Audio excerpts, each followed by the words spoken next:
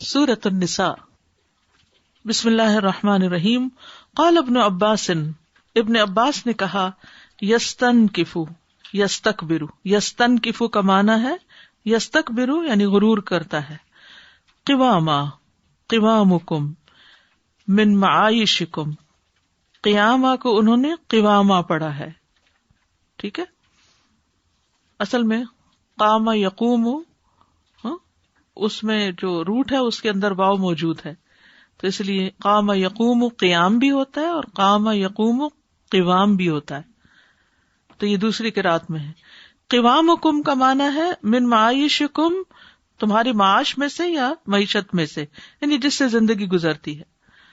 لہن سبیلا، ان کے لیے کوئی راستہ، یعنی الرجم للثیب، رجم بیاہی ہوئی یعنی کہ شادی شدہ کے لیے، والجلد للبکر، اور کوڑے ان میرڈ کے لیے یعنی زانی کے لیے۔ وقال غیرہ، اور ابن عباس کے علاوہ دوسروں نے کہا، مثنا و ثلاث و رباع، یعنی اس آیت مثنا و ثلاث اور رباع کی تفسیر یوں ہے، یعنی اثنتین و ثلاثن و اربعن، یعنی 2 اور 3 اور 4، ولا تجاوز العرب الرباع، اور عربوں کے ہاں رباع کے علاوہ یعنی خماسہ اور سداسہ نہیں کہا جاتا، ٹھیک ہے، یعنی رباع تک اس طرح کی گنتی پڑھی جاتی ہے، مثنا و ثلاث و رباع، خماسہ لفظ نہیں ہوتا، ٹھیک ہے، اور اسی طرح سباع بھی نہیں، ٹھیک، اور یہ جو شیخ سدیس ہے نا، تو اسی طرح سداس سے سدیس ہے، ٹھیک۔ باب وَإِنْ خِفْتُمْ، اب ابن عباس کی جو یہ شرح ہے اس کے بعد یہ جو آیت ہے اس کی وضاحت آ رہی ہے حدیث میں۔ وَإِنْ خِفْتُمْ أَلَّا تُقْسِطُوا فِي الْيَتَامَى، اور اگر تمہیں ڈر ہو کہ تم انصاف نہ کر سکو گے یتیم بچیوں کے معاملے میں۔ حدثني ابراہیم بن موسیٰ اخبرنا ہشام عن ابن جریج قال اخبرني ہشام بن عروہ عن ابیہ عن عائشہ رضی اللہ عنہا ان رجلا، کہ بے شک ایک شخص، کانت لہو یتیمتن، اس کے پاس ایک یتیم بچی تھی، فنکحہا، تو اس نے اسی سے نکاح کر لیا، یعنی وہ یتیم بچی کا ولی تھا تو اس نے اس سے نکاح کر لیا۔ وکان لہا اذقن، اور کس وجہ سے کیا کہ اس کا ایک درخت تھا کھجور کا، یعنی اس کی مالک تھی۔ وکان یمسکھا علیہ، اور وہ اسے پکڑے ہوئے تھا یا رکھے ہوئے تھا اس بنا پر کہ لڑکی کے پاس مال ہے، یعنی کہ مال کی وجہ سے وہ اس کی پرورش کر رہا تھا۔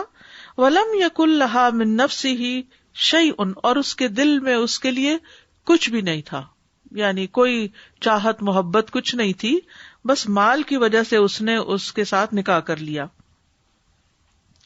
فنزلت فیہ، تو اس کے بارے میں یہ آیت نازل ہوئی، کیونکہ وہ شخص انصاف نہیں کر سکتا تھا، اس کے دل کے اندر اس لڑکی کے لیے کوئی رغبت، کوئی چاہت یا محبت، یعنی اسے حقیقی معنوں میں اس کے حقوق دے کر اس کو بیوی نہیں بنا سکتا تھا۔ تو اس پر اللہ تعالیٰ نے فرمایا، وَإِنْ خِفْتُمْ أَلَّا تُقْسِطُوا فِي الْيَتَامَى، اگر تمہیں ڈر ہو کہ تم یتیم بچیوں سے انصاف نہیں کر سکتے، انہیں ان کے حقوق نہیں دے سکو گے، احسبہ، میں سمجھتا ہوں اس کو، قال کانت شریکتہ فی ذلک العذق وفی مالی، کہ وہ اس درخت میں اس شخص کی شریک تھی اور اس کے مال میں، یعنی دونوں ہی وارث بنے مرنے والے کے، اور اس وجہ سے اس نے کہا کہ چلو اگر اس درخت میں اس کا بھی حصہ ہے اور میرا بھی ہے تو بہتر ہے کہ میں اس کو اپنی بیوی ہی بنا لوں، لیکن اس کو کوئی ضرورت نہیں تھی اور نہ ہی وہ حقیقی معنوں میں اس کو بیوی کے طور پہ رکھنا چاہتا تھا،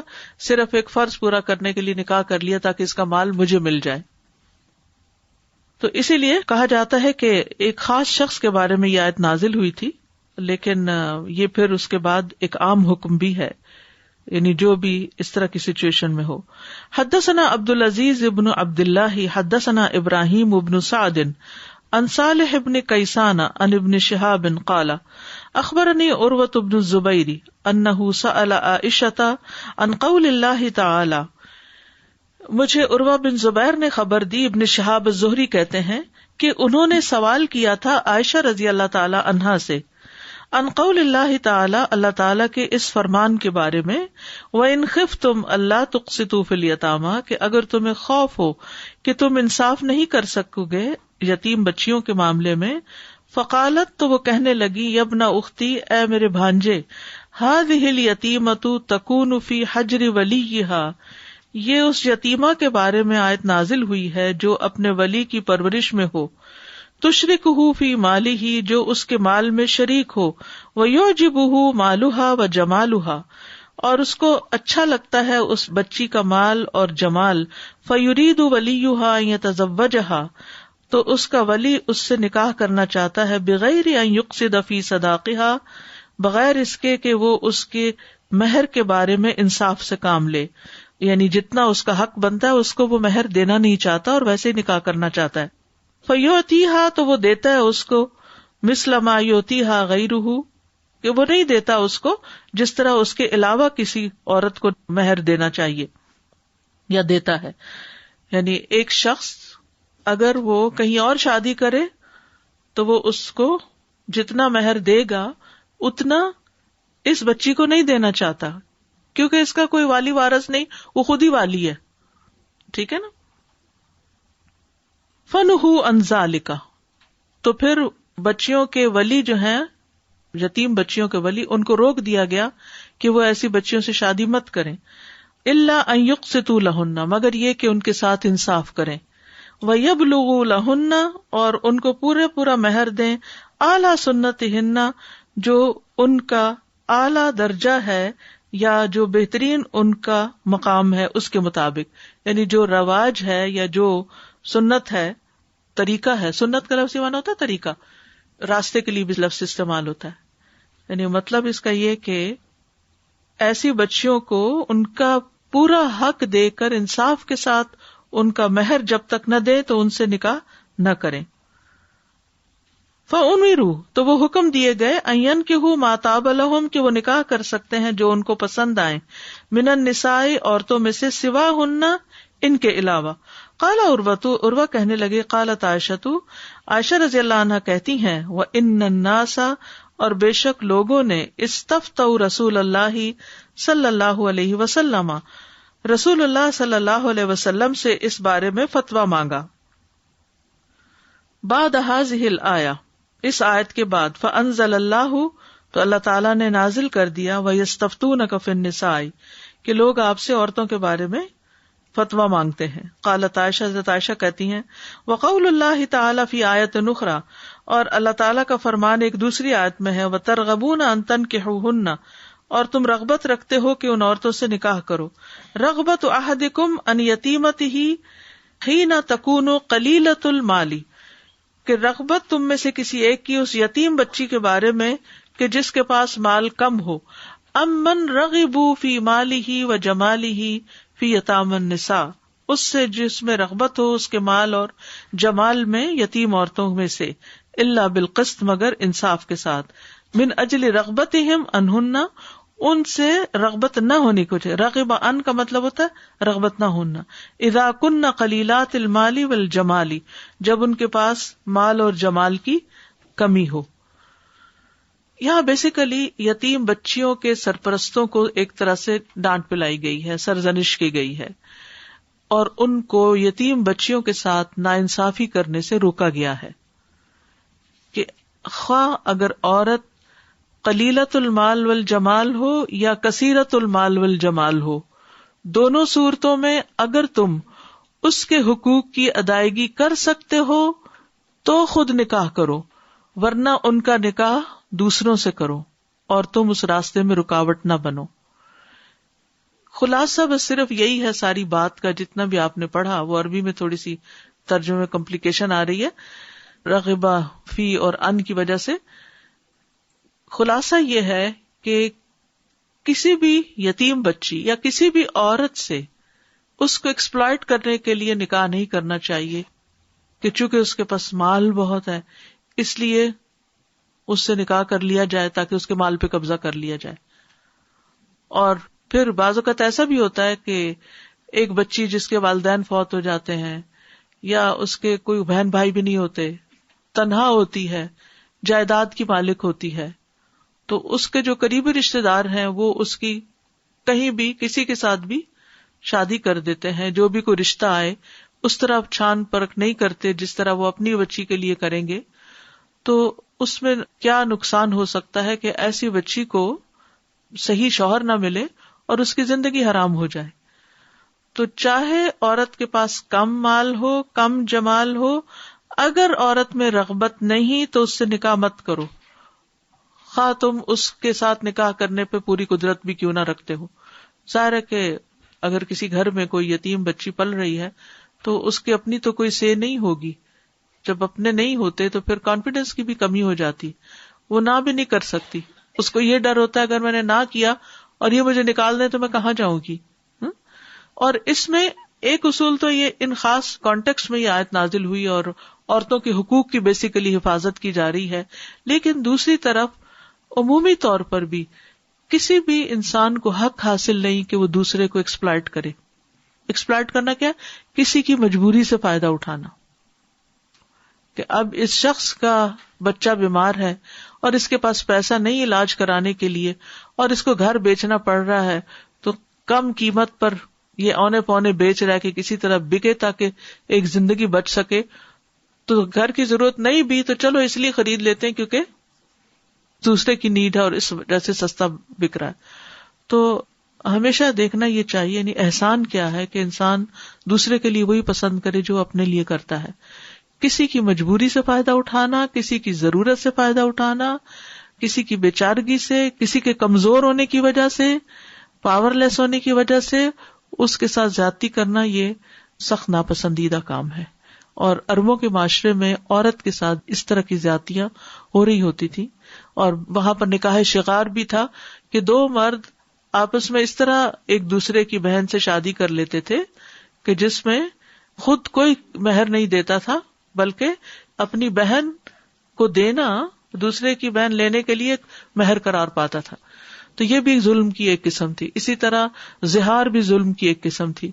تو اسلام نے آ کر عورتوں کے ان حقوق کو محفوظ کیا. اگر کوئی سوال ہو تو آپ کر لیجئے ورنہ ہم آگے بڑھیں گے.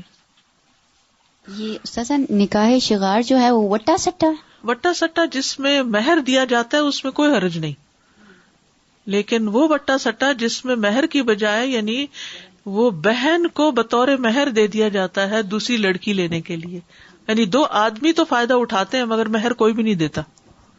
دونوں عورتیں نقصان میں ہیں. یعنی ایک عورت بھیڑ چڑھ گئی اپنے بھائی کی خوشی کے کہ وہ شادی کر رہا ہے اور دوسرے کی بہن کے ساتھ، اور وہ شادی کر رہا ہے اس کے ساتھ اور مہر کسی کو بھی نہیں ملا. یعنی انہوں نے اپنی اپنی بہنیں دے دی. جیسے کہتے ہیں نا بعض کمیونٹیز میں بیٹیوں کو بیچ دیتے ہیں، تو وہ بیچنا کیا ہے؟ وہ باپ خود مہر رکھ لیتے ہیں اور بچیوں کو نکاح کر کے دے دیتے ہیں. وہ مہر بچی کے پاس نہیں جاتا، وہ ڈاوری جو ہوتی ہے وہ بچی کو نہیں ملتی، تو اس کو پھر وہ بیچنا قرار دے دیتے ہیں. حالانکہ ایسا نہیں کہ کوئی سیل آؤٹ کر دیتے ہیں جیسے کوئی گھر بیچ دیتے ہیں. جی استاذ اس حدیث سے مہر کی اہمیت بھی پتہ چلتی ہے. تو ہمارے ہاں تو یہ ہوتا ہے کہ رسم و رواج پہ ہم بے شمار پیسہ جو ہے وہ لگا دیتے ہیں، لیکن جہاں کہیں مہر کی بات آتی ہے تو اس پہ خاندانوں میں بہت سی رنجشیں بھی اور سب بھی. اور اس حدیث سے یہ بھی پتہ چلا کہ دونوں پارٹیز کی حیثیت یا رتبہ یا جو بھی آپ کہہ لیں اس کے مطابق، کہ اگر کوئی اور شادی کرے گا تو اس کو اتنا مہر دیتا اور اس نے نہیں دیا. اور بعض اوقات دوسری ایکسٹریم کیا ہے، صرف دکھاوے کے لیے اتنے بڑے بڑے مہر رکھ دیتے ہیں جبکہ دینے کی کوئی نیت ہی نہیں ہوتی، اور اگر عورت مانگ لے تو پھر طلاق کی دھمکی.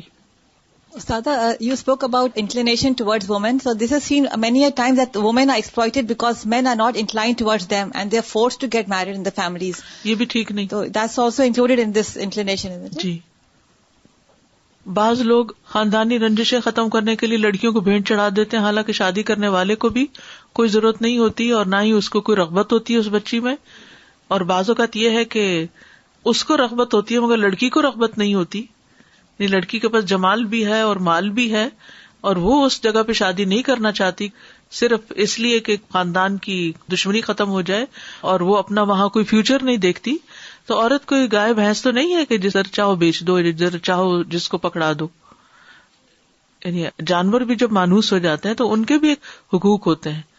ایسے تو نہیں نا کہ کوئی جانور مانوس ہو جائے تو آپ اس کو کہ اب زیادہ پیسے مل رہے ہیں تو چلو بیچ ڈالو اس کو یا چھوڑ دو کہیں. پنجاب میں تو یہاں تک رواج ہے کہ جب عورت بیمار پڑتی ہے تو اس کو میکے بھیج دیتے ہیں، جاؤ علاج کروا کے آؤ. جیسے بیمار ہونا ماں باپ کا قصور ہے. جی اور جاؤ بچہ پیدا کر کے آؤ. یعنی بچے تو میکے میں ہی پیدا ہوتے ہیں. یہ عجیب رواج ہے. ابھی کسی یتیم بچی نے کانٹیکٹ کیا ہم سے اور اس نے کہا کہ میرے چچا نے مجھے بڑا کیا ہے اور میرا نکاح کر دیا لیکن میری شادی نہیں کرے، اور میرا ہسبینڈ بھی چاہتا ہے کہ میری رخصتی ہو جائے لیکن نہیں کرے. تو ہم نے پوچھا کہ کیوں؟ تو اس نے کہا اس لیے کہ وہ کہتے ہیں کہ لوگ باتیں کریں گے کہ ہم نے تمہیں کوئی جہیز نہیں دیا. Now you go and earn and make your dowry and then we are going to let you go. تو وہ اس کے پاس پیسے نہیں تھے، وہ کہتی ہے میں جاب نہیں کرنا چاہتی، میں بس اس گھر سے نکلنا چاہتی ہوں. تو الحمدللہ اس کا بندوبست کیا تو اب اس کی شادی ہونے لگی ہے. لیکن یہ بھی کتنی مجبوری کی بات ہے کہ وہ کسی سے یہ نہیں کہہ سکتی کہ میں نہیں جاؤں گی باہر جاب کرنے کے لیے، مجھے اپنے ہسبینڈ کے ساتھ جانے دو. لیکن معاشرے کے دباؤ کی وجہ سے آج بھی آپ دیکھیں جہاں عورتوں کے اتنے حقوق ہیں، کیسے کیسے ظلم ہو رہے ہیں ان پر. جی زمینیں بھی ٹرانسفر نہیں کرنا چاہتے. زمین کی تقسیم کی وجہ سے بھی لڑکیوں کی شادی نہیں کرتے کہ اگر شادی کر دی تو پھر پراپرٹی کو ڈیوائڈ کرنا پڑے گا اور یہ لڑکی سسرال میں لے جائے گی. اصل میں پیچھے تو سارا فتنہ مال ہی کا ہے. باب ومن کان فقیرا فلیأکل بالمعروف فاذا دفعتم الیہم اموالہم فاشہدوا علیہم وکفی باللہ حسیبا. باب اور جو کوئی فقیر ہو، محتاج ہو، فلیأکل بالمعروف تو چاہیے کہ بھلے طریقے سے کھائے. فاذا دفعتم الیہم اموالہم پھر جب تم ادا کرو ان کو مال ان کے، فاشہدوا علیہم تو ان پر گواہ بنا لو. یعنی یتیم بچہ جب بڑا ہو جائے اور اس کا مال جو باپ نے چھوڑا وہ اس کو دیا جانے لگے تو گواہ بنا کے دو. وکفی باللہ حسیبا اور کافی ہے اللہ حساب لینے والا. یعنی حساب کم و بیشرا اللہ ہی کو پتا ہوتا ہے کہ کتنا کس نے کم دیا اور کس پر کیا زیادتی کی. وہ بدارن یہ بھی قرآن کا لفظ ہے، مبادرتن جلدی جلدی. عددنا تیار کیا ہم نے. افعلنا من الاتعاد یہ اعتدنا کیا ہے؟ افعلنا کے وزن پر اتعاد سے ہے، اتعاد مصدر ہے. حدثني اسحاق اخبرنا عبد الله بن نمير حدثنا هشام عن ابيه عن عائشة رضي الله عنها في قوله تعالى ومن كان غنيا فليستعفف ومن كان فقيرا فليأكل بالمعروف انها نزلت في مال اليتيم اذا كان فقيرا انه يأكل منه مكان قيامه عليه بمعروف. حضرت عائشہ رضی اللہ تعالی عنہا اللہ تعالیٰ کے اس قول کی وضاحت کرتے ہوئے فرماتی ہیں، کون سا قول ہے؟ اور جو کوئی غنی ہو تو چاہیے کہ پاک دامن یعنی کہ عفت اختیار کرے، یعنی یتیم کے مال میں سے کچھ نہ لے. ومن کان فقیرن اور جو کوئی محتاج ہو تو وہ یتیم کی پرورش کی ذمہ داری کے بدلے فلیاکل بالمعروف معروف طریقے سے کچھ کھا لے، اس میں سے یعنی اجرت لے سکتا ہے. انہا نزلت کہ یہ آیت نازل ہوئی ہے فی مال الیتیم یتیم کے مال کے بارے میں. اذا کان فقیرن جب وہ فقیر ہوتا ہے، انہ یأکل منہ کہ وہ اس میں سے کھائے گا، مکان قیامہ علیہ بمعروف اپنے محنت کے بدلے معروف طریقے سے. یہی اصول جو ہے وہ دیگر معاملات میں بھی ہے. بعض اوقات آپ کو والنٹریلی کوئی کام کرنے کا موقع ملتا ہے اور پھر اس کے بعد یہ ہے کہ آپ کو کوئی ضرورت پیش آ جاتی ہے تو آپ معروف طریقے سے اجرت بھی لے سکتے ہیں. یعنی آپ چاہیں تو والنٹریلی کوئی کام کر سکتے ہیں، چاہے کسی یتیم کی پرورش ہے، کسی آرفنیج میں کام کرنا ہے، کسی دینی ادارے میں کام کرنا ہے، تو دونوں صورتیں جو ہے وہ مقبول ہیں. اب یتیم کی پرورش کیا ہے؟ ایک نیکی کا کام ہے، ایک اخلاقی فریضہ ہے، کیونکہ اگر یتیم بچوں کو کوئی دیکھنے والا نہیں ہوگا تو وہ کدھر جائیں گے؟ آپ دیکھیں نا بعض کیسز میں ماں اور باپ دونوں چلے جاتے ہیں، بعض میں باپ چلا جاتا ہے، ماں دوسری شادی کر لیتی ہے، تو وہ بچے پھر کیا کریں؟ ان بچوں کو دیکھنے کے لیے کوئی تو ہونا چاہیے. تو جو بھی ان کو رکھے گا، ان کی تعلیم کا خرچہ اٹھائے گا یا کچھ، تو ان کے باپ کے چھوڑے ہوئے مال میں سے خرچ کر سکتا ہے، لیکن معروف طریقے سے، کیونکہ اللہ حساب لینے والا ہے. باب وَإِذَا حَضَرَ الْقِسْمَةَ أُولُو الْقُرْبَى وَالْيَتَامَى وَالْمَسَاكِينَ اور جب حاضر ہو تقسیم کے وقت رشتہ دار اور یتیم اور مسکین. یاد رکھیے کہ کسی بھی انسان کے مرنے کے بعد اس کی وراثت فوراً تقسیم ہونی چاہیے، اس میں تاخیر نہیں ہونی چاہیے. تھوڑا مال ہو یا زیادہ اس کو ڈیوائیڈ ہو جانا چاہیے. مجھے یاد ہے جب میری ساس کی وفات ہوئی تو شاید تیسرا دن تھا یا دوسرا تھا، مجھے اب یاد نہیں ایگزیکٹلی، لیکن اس کے بعد سب بہن بھائی اکٹھے تھے ان کے، اور ان کی جتنی بھی چیزیں تھی وہ ساری صحن میں لا کے رکھ دی گئی، ہر چیز چھوٹی بڑی.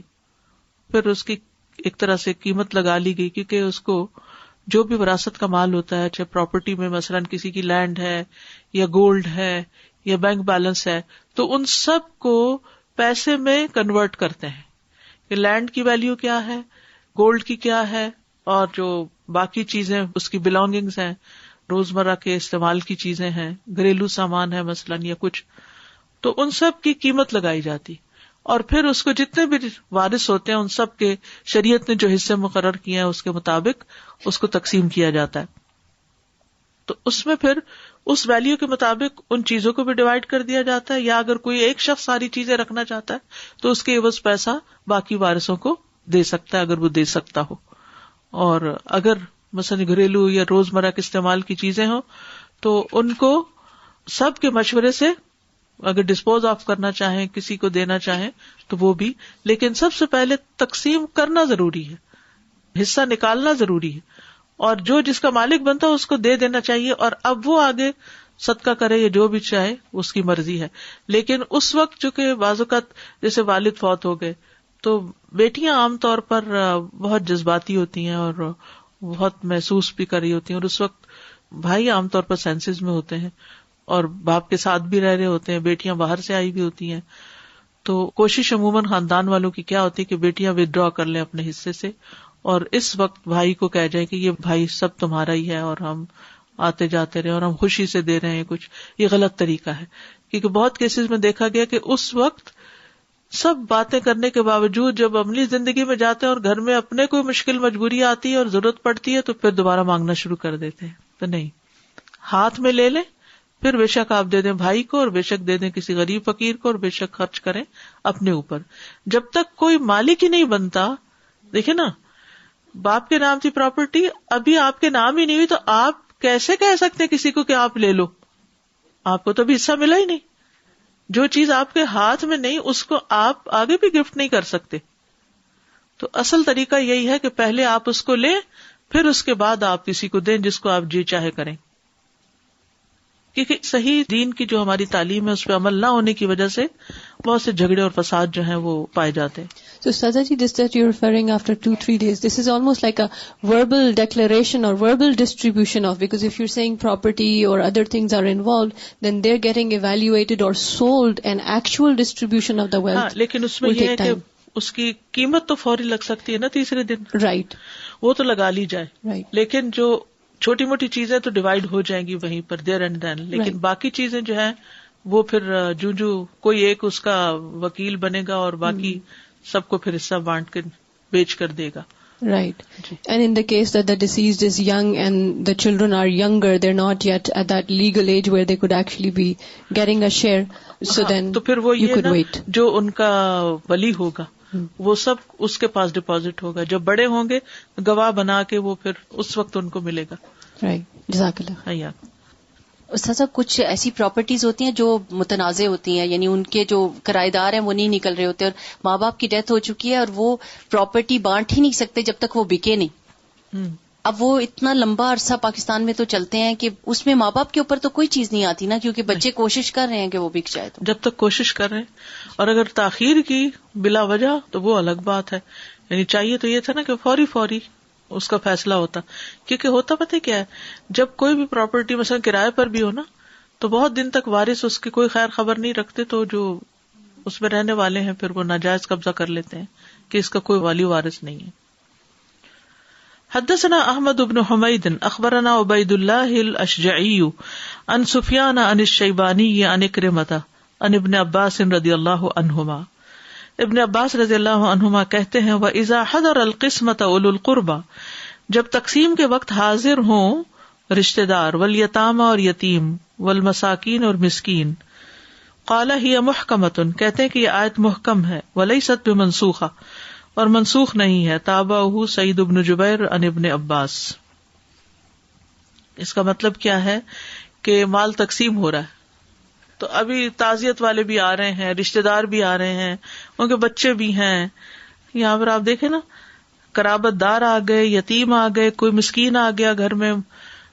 کسی بھی فوتگی والے گھر کا آپ منظر دیکھیں تو اس میں ہر طرح کے لوگ آ رہے ہوتے ہیں، جا رہے ہوتے ہیں. اب کیا وہ بھی آ رہے ہیں، جا رہے ہیں، اور مال بھی تقسیم ہو رہا ہے. اس سے کیا پتہ چلتا ہے کہ تقسیم کب ہونی چاہیے؟ تبھی وہ سارے آئیں گے نا، رشتہ دار بھی اور مسکین بھی اور یتیم بھی، کیونکہ انہی دنوں میں آنا جانا سب کا زیادہ لگا ہوتا ہے. تو پھر کیا کرو، ان کو بھی اس میں سے کچھ دے دو، یعنی بخل نہ کرو، سخاوت سے کام لو. یعنی جن جن کو جو حصہ مل رہا ہے اس میں سے ایک اللہ کے شکرانے کے طور پر کہ اللہ نے بیٹھے بٹھائے اتنا کچھ دے دیا، جو بھی حصہ آیا تو اس میں سے کچھ یتیم مسکین وغیرہ کو، رشتہ داروں کو بھی دو. سارا خود ہی سمیٹ کے نہیں لے جاؤ. ایک ہے قانونی پہلو، آپ پہ لائبلٹی نہیں ہے، آپ یتیم مسکین کو دیں. اور ایک ہے اخلاقی پہلو دین کا، دلوں کا جیتنا، دلوں کی رعایت، کہ جو دیکھ رہا ہے اس کو بھی کچھ دے دو. اور جس معاشرے میں یہ تقسیم جلدی ہوتی ہو، اس معاشرے میں عموماً پہ یتیم مسکین وغیرہ کو وہ ہوتا ہی ہے کہ وہ فلاں گھر میں، جیسے شادی کا گھر ہوتا ہے نا، گاؤں وغیرہ کی زندگی کا شاید آپ کو نہیں پتا ہو. مجھے یاد ہے کہ گاؤں میں ایسے تھوڑی انویٹیشن ہوتا ہے کہ 4 لوگوں کو بلا لو، وہ تو سارے گاؤں نے آ جانا ہوتا ہے. میں نے گاؤں کی شادیاں دیکھی ہوئی، اتنا رش ہوتا ہے اور اتنے لوگ ہوتے ہیں، کیونکہ ہر کوئی حق سمجھتا ہے کہ ہم بھی انوائٹیڈ ہیں، خود بخود انوائٹیڈ ہیں. اور اس میں بچے اور بڑے، اور وہ جو چھوٹے چھوٹے بچے ہوتے ہیں غریبوں مسکینوں کے، موچی نائی، ان سب کے، تو ان کا کام ہی یہی ہوتا ہے کہ جہاں شادی ہو انہوں سارا دن وہی کھیلنا ہے. اور پھر وہ جو پیسے پھینکتے ہیں نا، وہ جب دلہن جا رہی ہوتی ہے یا بارات آ رہی ہوتی ہے تو وہ پھر چن رہے ہوتے ہیں آگے سے. وہ ایک شغل میلہ بڑا مزے کا ہوتا ہے، دیکھنے والا سین. تو بہرحال اس میں یہ ہے کہ وہ ایکسپیکٹ کرتے ہیں کہ کسی کی شادی ہے ہمیں کچھ ملے گا. ان کا دل رکھو. کہیں فوتگی ہے کچھ ملے گا، ان کا دل رکھو. معاشرے کے یتیم مسکین کا حق ہے تم پر. ان کا تقسیم میں کوئی حصہ مقرر نہیں کیا گیا کہ 1/4 ملے گا، 1/3 مسکینوں کے لیے ہوگا، الا یہ کہ مرنے والا وصیت کر گیا ہو کہ 1/3 جو ہے وہ غریبوں مسکینوں اور نیکی کے کاموں میں میرا لگایا جائے. اگر اس نے وصیت نہیں کی تو ہم پھر خود اپنے اپنے حصے میں سے تقسیم کریں گے غریبوں یتیموں کو. یعنی ان کا قانونی نہیں اخلاقی حصہ ہے اس مال میں جو مرنے والا چھوڑ گیا ہے. حدثني ابراہیم بن موسى اخبرنا هشام ان ابن جریج اخبرهم قال اخبرني ابن المنكدر عن جابر رضی اللہ تعالی عنہ قال عادني النبي صلی اللہ علیہ وسلم وابو بکر في بني سلمة ماشيين فوجدني النبي صلی اللہ علیہ وسلم لا آقل فدعا بماء فتودأ منه ثم رش علي فأفقت فقلت ما تأمرني ان اصنع في مالي يا رسول الله فنزلت یوصیکم اللہ فی اولادکم. جابر رضی اللہ عنہ کہتے ہیں آدنی عیادت کی میری النبی صلی اللہ علیہ وسلم، نبی صلی اللہ علیہ وسلم نے، و ابو بکر اور ابو بکر نے، فی بنی سلمہ بنو سلمہ میں آ کر. یہ اسی میں سے تھے نا، یا کہتے ہیں کہ ہمیں یہ آیت بڑی پسند ہے جو ان کے اور 2 قبیلوں کے بارے میں اتری تھی نا کہ واللہ ولیہما، حالانکہ اس میں ڈانٹ بھی تھی ان کو. ماشیین دونوں پیدل چلتے ہوئے، یعنی آپ صلی اللہ علیہ وسلم حضرت ابو بکر کے ساتھ پیدل چلتے چلتے آئے میری عیادت کرنے کے لیے. فوجدنی تو پایا مجھے النبی صلی اللہ علیہ وسلم، نبی صلی اللہ علیہ وسلم نے، لا عاقلو کہ مجھے ہوش ہی نہیں، بے ہوش تھے وہ. اللہ اکبر. فدعا بماء تو آپ نے پانی منگوایا، فتودع پھر وضو کیا جیسے نماز کا وضو ہوتا ہے، منہ اس پانی سے، ثم رش علیہ پھر وہ جو پانی تھا وضو کا اس کو چھڑکا، فافقت تو مجھے افاقہ ہو گیا، ہوش میں آ گیا میں. فقلت تو میں نے کہا ما تأمرنی آپ مجھے کیا حکم دیتے ہیں، ان اصنع فی مالی کہ میں اپنے مال کے بارے میں کیا کروں، یا رسول اللہ، اے اللہ کے رسول صلی اللہ علیہ وسلم. فنزلت، تو یہ آیت نازل ہو گئی. کیا؟ یوصیکم اللہ فی اولادکم، اللہ تمہیں وصیت کرتا ہے تمہاری اولادوں کے معاملے میں. اچھا، یہاں ایک بڑی اہم بات کی گئی ہے، اور وہ یہ کہ جابر بے ہوش تھے، آپ نے وضو کے پانی سے ان پہ چھڑکا تو وہ ہوش میں آ گئے. آپ کو معلوم ہے کہ جب کسی کی نظر لگے تو کیا کرنا چاہیے؟ نظر جب لگتی ہے تو انسان ایسی ایسی بیماریوں میں مبتلا ہو جاتا ہے جس کی کوئی ریزن سمجھ نہیں آتی. بخار ہے، ہوا چلا جا رہا ہے، سارے ٹیسٹ کلیئر ہے، کوئی انفیکشن نہیں، کچھ نہیں، بخار ہے کہ اتر ہی نہیں رہا. تو پھر انسان بیکورڈ جاتا ہے، کہاں سے شروع ہوا، کس وقت، کس مجلس میں، کس جگہ، کیا، کون آیا تھا، کس کی بات کرنے کے بعد طبیعت خراب ہوئی تھی، کس کی تعریف کرنے کے بعد طبیعت گرنے لگی تھی، وغیرہ وغیرہ. تو جب انسان کو ایک اندازہ ہو جائے کہ فلاں شخص کی نظر لگی ہے تو اس کو اس سے وضو کا پانی مانگ لینا چاہیے، اور اس کو مائنڈ بالکل نہیں کرنا چاہیے. ہم نے دین کس لیے پڑھا؟ عمل کے لیے. یعنی واللہ اگر مجھے کوئی کہے گا نا کہ اپنے وضو کا پانی دے دے کہ آپ کی نظر لگی ہے تو میں اتنا بھی مائنڈ نہیں کروں گی، اس لیے کہ مجھے پتا ہے میں کون ہوں. لوگ سمجھتے ہیں کہ شاید کوئی برا انسان ہے تو اسی کی نظر لگتی ہے، یہ بری نظر ہے تو وہی لگتی. نہیں، محبت سے بھی نظر لگ جاتی، اپنے بچوں کو نظر لگ جاتی ہے. آپ دیکھیں بچے کھیل رہے ہوتے ہیں، آپ کا دل خوش ہوتا ہے، اچانک ہی گرتے ہیں، سر پھاڑ لیتے ہیں، ہوتا نا ایسے، تو وہ آپ ہی کی لگی ہے. تو آپ برے انسان ہیں کہ آپ کی نظر اپنے ہی بچے کو لگانی تھی آپ نے. تو it's not a big deal کہ اس کو ایشو بنا لیا جائے اور اس پہ ناراض ہوا جائے. کوئی اگر کہے کہ اپنے وضو کا پانی دے دی، کہ میرا خیال ہے کہ آپ نے جب سے تعریف کیا تو بندہ بیمار ہے، ٹھیک ہے بھائی لے لو، خوشی سے دے دے. لوگ ناراض ہو جاتے ہیں، مائنڈ کرتے ہیں، اور پتہ نہیں کیا سے کیا بات بن جاتی ہے اور رونا دھونا شروع کر دیتے ہیں لوگ. یہ سارے توہمات ہیں، ان کی کوئی حقیقت نہیں. ہمیں اللہ کے رسول صلی اللہ علیہ وسلم نے سکھایا ہے، ہمیں اس پہ عمل کرنا اور خوشی سے عمل کرنا ہے، ٹھیک ہے نا. تو کم از کم آپ تو اپنی ذمہ داری لیں کہ آپ نے مائنڈ نہیں کرنا. لوگ تو جو کرتے ہیں ان کا ہم کیا کریں، ان سب کے تو ذمہ دار ہم نہیں ہیں، ٹھیک ہے. اب آپ دیکھیں بعض اوقات ایسا بھی ہوتا ہے کہ ہوتی نظر ہے، سمجھ نہیں آتی، وہ کتنوں سے کہیں آپ پانی دے دیں، ایک مائنڈ کرتا ہے 10 تو پتہ نہیں کتنے کریں گے.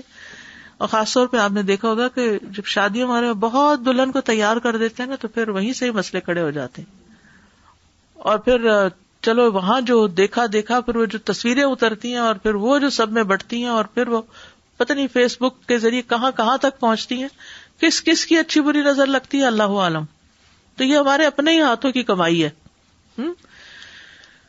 اب آپ دیکھیے کہ اگر پتہ نہ چلے تو کسی بھی قریبی شخص، والدہ یا کوئی جو بڑا ہے گھر میں، اس کے وضو کا پانی لے کے ڈال دینا چاہیے، ٹھیک ہے. اب یہ بے ہوش ہیں، اب وجہ نہیں پتہ چلتی کیوں بے ہوش ہیں. ہو سکتا ہے بخار کی وجہ سے ہوئے ہو سکتا ہے نظر لگی ہو تو بے ہوش ہو گئے ہو، کیونکہ بعض اوقات نظر سے بندہ بے ہوش بھی ہو جاتا ہے، دورہ سا بھی پڑ جاتا ہے اور دورے پڑنے بھی لگ جاتے ہیں. تو ایسے میں کسی کو بھی وضو کا پانی، یعنی جو بڑا ہے، بزرگ ہے، جو نمازی ہے یا کچھ اس طرح، اس سے، اب یہ نہیں کہ کسی ایک کو پیر فقیر بنا لیں اور اس کے جا کے ہر کو پانی لانا شروع کریں، آپ پانی دے دیں، آپ یہ سلسلہ نہ شروع کیجیے. نہیں سمجھ آ رہی تو اپنے ہی گھر میں سے کسی بڑے سے کہیں اچھا آپ وضو کا پانی دے دیں. اور اس میں وضو کے پانی میں یعنی کہ جو وضو کے اعضاء ہیں بس انہیں کو ہی کرنا ہوگا. اچھا، اب آپ دیکھیں اس کو جسم پر چھڑک دیں، ٹھیک ہے، سر پہ چھڑک دیں، منہ پہ چھڑک دیں. اب آپ دیکھیے نہ صرف یہ کہ وضو بلکہ پسینے میں بھی ایک تاثیر ہوتی ہے. حضرت یعقوب علیہ السلام کی جو بینائی لوٹی تھی حضرت یوسف علیہ السلام کے کرتے کی وجہ سے، تو وہ کہتے ہیں کہ وہ ان کا پسینہ اور ان کے جسم کی جو خوشبو تھی، وہ چونکہ محبت کرتے تھے نا، تو وہ اتنی شدت کے ساتھ اندر گئی کہ وہ آنکھیں دیکھنے لگیں. تو کبھی جذبات کی شدت سے انسان اندھا بھی ہو جاتا ہے اور کبھی بینائی لوٹ بھی سکتی ہے. کبھی آپ نے دیکھا ہوگا لوگوں کی اچانک نظر چلی جاتی ہے اور کبھی اچانک لوٹ بھی آتی ہے. یہ دونوں طرح کے واقعات میں نے سنے ہوئے. تو اصل حقیقت کہ یہ چیزیں کیسے اثر کرتی ہیں تو اللہ ہی کو پتا ہے. لیکن نبی صلی اللہ علیہ وسلم کی سنت یہاں ہمیں پتہ چل رہی ہے کہ بیمار کے اوپر ایسا پانی ڈالا تو وہ ٹھیک ہو گئے. اب وہ جب ٹھیک ہوئے تو ایسے میں جب انسان بے ہوش ہوتا ہے نا تو لگتا ہے کہ اب تو مرنا قریب ہی ہے.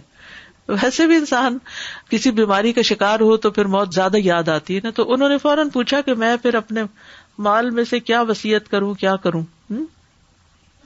پھر یہ آیت نازل ہوئی وصیت کے بارے میں, یوصیکم اللہ فی اولادکم. یاد رکھیے وصیت کرتے ہوئے اولاد کے حصے میں کمی نہیں کرنی چاہیے, ٹھیک ہے. یعنی آپ کے بچے بھی ہیں اپنے, لیکن بچے آپ کی بات ذرا اتنی مانتے نہیں تو آپ کو ان سے بڑی ضد ہے. اب آپ کہتے ہیں میں نے ان کو کچھ نہیں دینا, میں سب کچھ چیریٹی میں دے دینا ہے. یہ نہیں کرنا, سمجھ رہے؟